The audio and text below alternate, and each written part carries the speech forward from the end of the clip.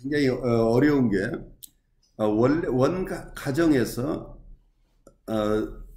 충분한 사랑을 받지 못하고 자란 아이들이 그 부모하고 관계에 있었던 반응 패턴을 외부에서 만나는 선생님이나 외부의 권위자들하고 관계에서 재해낸다고 하는 거죠. 그래서 이 전이 현상이 초기에 부모하고 관계에서 관계 맺는 방식을 끊임없이 다른 대상과 반복한다. 그래서 심한 경우에는 비행 청소년들이 나오는데, 비행 청소년 중에도 두 가지가 있죠. 하나는 아이치원이 본 대로 뉴라틱해서 신경증성이 있어 자기 안에 갈등 구조가 있어서, 정신분석적인 용어로 얘기를 한다면 슈퍼이고와 이드 간의 갈등이, 자기 안에 어떤 행동을 하고자 하는 소망과 해서는 안 된다는 금지가 있어서, 그래도 자기 안에 갈등 구조가 형성되어 있는 아이들이 있는가 하면 비행을 저지르면서도 양심의 가책이랄지 자기 마음 안에 갈등 구조가 전혀 느껴지지 않는 경우는 더 심한 경우가 되는 거죠. 이런 상황으로 아이들이 계속 잘못되는 경우까지 발생하기 때문에 어린 시절에서 가정에서 원대상들과의 관계가 얼마나 중요한가를 우리가 새삼 느끼게 돼요.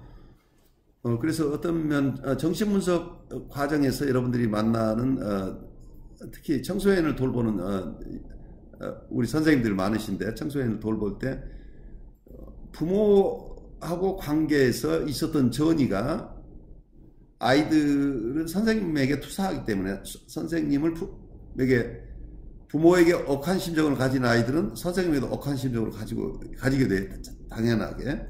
그래서 부모가 화나는 행동을 계속했던 것하고 똑같이 치료자가 어떻게 감당할 수 없는 치료의 룰을 벗어나는 행동을 계속 하는 경우들이 발생하겠죠.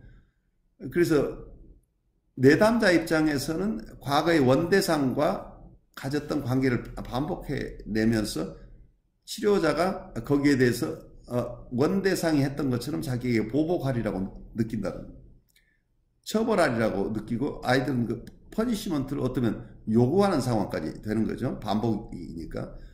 그렇지만 이때 원부모가 했던 것과 똑같은 방식으로 왜 대응하지 않고 처벌하지 않고 이 아이들이 가지고 있는 공격성이 언어로 잘 표현될 수 있도록 도와주는 역할. 그래서 어떤 것이든 언어로 표현해서 그것이 프로세스 되면 위험하지 않다는 것을 이 아이들이 이해할 수 있도록 도와주는 과정이 오랜 시간이 필요하겠죠. 그래서 이 전이라는 기본 개념이 실제 임상에서는 이 전이가 일어나지 않으면 문제가 드러나지 않기 때문에 치료가 불가능하다는 부분하고, 그렇지만 전이를 잘 치료적으로 다루지 않으면 아이는 또 한 번 트라우마를 경험한다는 거예요. 그래서 치료를 받으러 왔다가 만약에 똑같은 부모하고 똑같은 반응을 하는 치료자를 만난다면 아이는 예상했던 대로 또 한 번의 반복적인 트라우마 체험을 하게 된다는 거예요.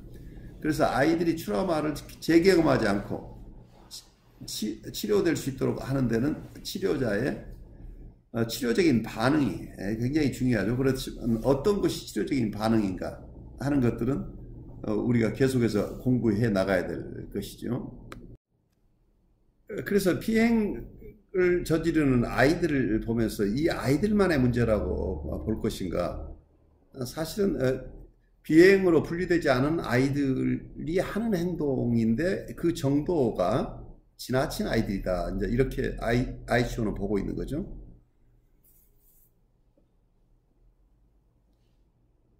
어떤 면에서 우리가 아이들이 유치원이나 유아원에서 어린 시절을 보내는데 그때 어떻게 행동해야 되는가가 있는데, 아이들이 자기 놀고 있을 때 노는 여러 가지 행동이나 이런 것들이 어른들이 보면 안 되는 방식이 있었다고 한다면, 선생님이 나타나거나 부모님이 나타나면 얼른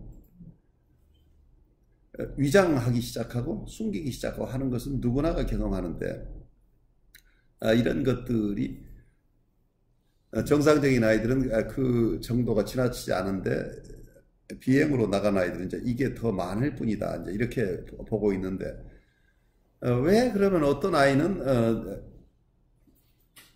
비행으로 가게 되고 어떤 아이는 건강하게 자랄 수 있는가 하는 부분에서 여러분에게 캐런 오나이가 설명한 얘기를 제가 좀 나누고 싶어요. 보통 아이들이 세상에 태어났을 때 어린 아이 입장에서는 전혀 모르는 낯선 곳에 태어났는데 자기를 환영해주는 사람이 없다는 이런 불안 속에 이 세상에 태어난다고 봐요. 그런데 굉장히 위험한 세상 속에서 자기가 돌봄을 받을 보장이 없는 이 사회 속에서 어떻게 살 것인가. 아이 입장에서, 아이는 뭐 그런 생각까지 안 하겠지만 아이 입장에서 우선 굉장히 불안한 상황에 처한다는 얘기죠. 이게 베이직 앵사이티라고 불러요. 근본적 불안이라고 그러는데,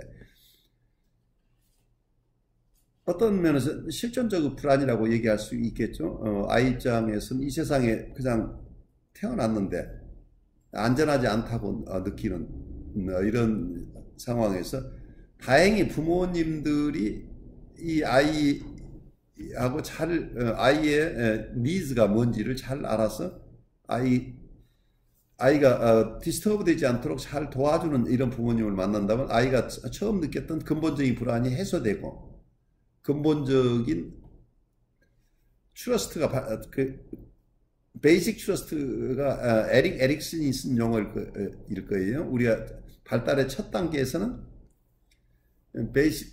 어떤 트러스트가 중요하다고 보고 있는데, 어쨌든 베이직 트러스트가 형성된 아이들은 이 세상을 살아가는데 굉장히 긍정적으로 되는데, 근본적인 불안이 해소되지 않는 경우에 아이들이 행동하는 방식을 세 가지로 보통 캐런 오나이는 설명을 하고 있어요. 하나는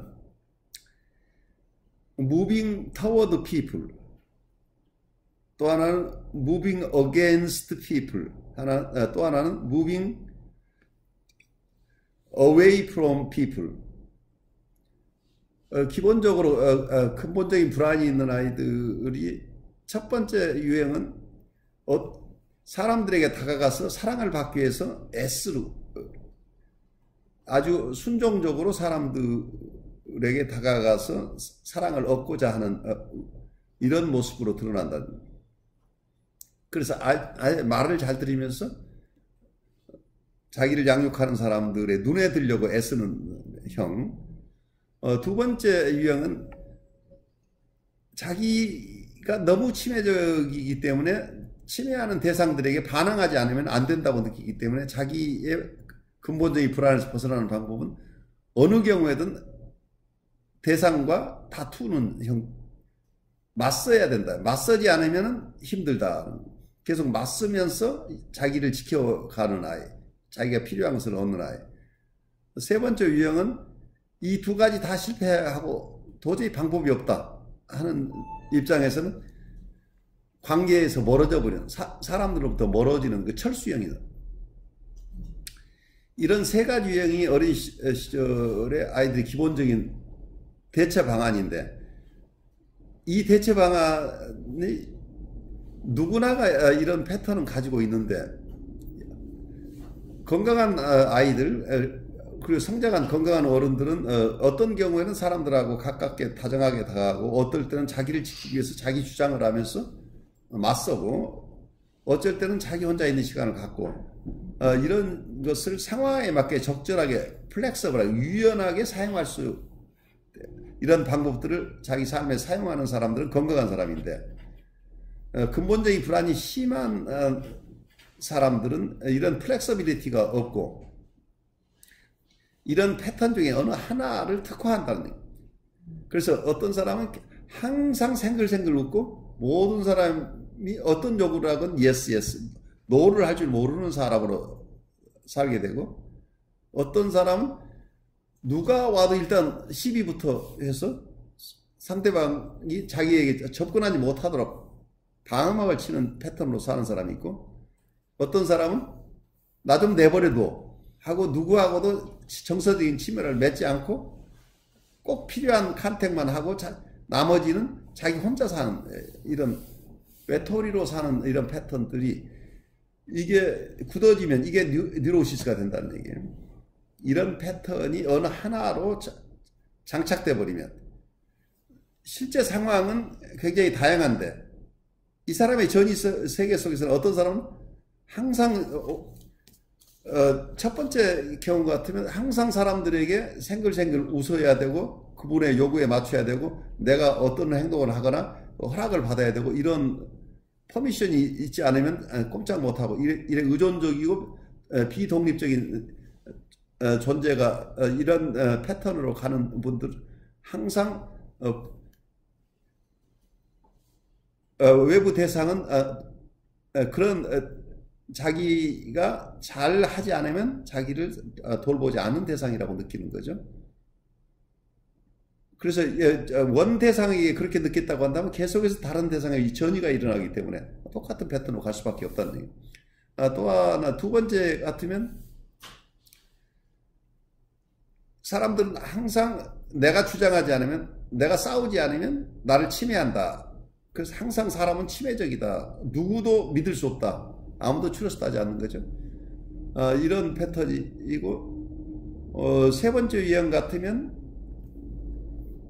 어떤 경우에도 나하고 관계를 맺어주는 사람이 세상에 없다. 정서적으로 나를 따뜻하게 맞아주는 사람이 없다는 절망이 속에 숨겨져 있죠. 그래서 나는 나 혼자 있는 게 제일 편해. 그래서 혼자 스스로의 판타지 속에 살 수밖에 없는 이런 패턴을 개발하기도 하겠죠.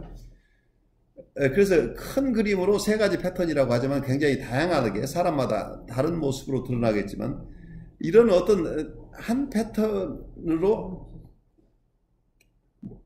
굉장히 다양한 상황을 똑같은 패턴으로 대응한다는 얘기는 허상하고 살고 있다는 얘기죠. 결국 트랜스퍼런스가 계속 원대상이 어떤 원대상과의 관계에서 느꼈던 정서를 새로운 대상이 계속 느끼기 때문에 대응 방법이 똑같이 일어난다고 하는 것은 실제 만나는 대상은 원대상과 다를 텐데도 전이 때문에 똑같이 느끼고 따라서 거기에 대응하는 방법도 동일한 대응 방법을 반복한다는 얘기.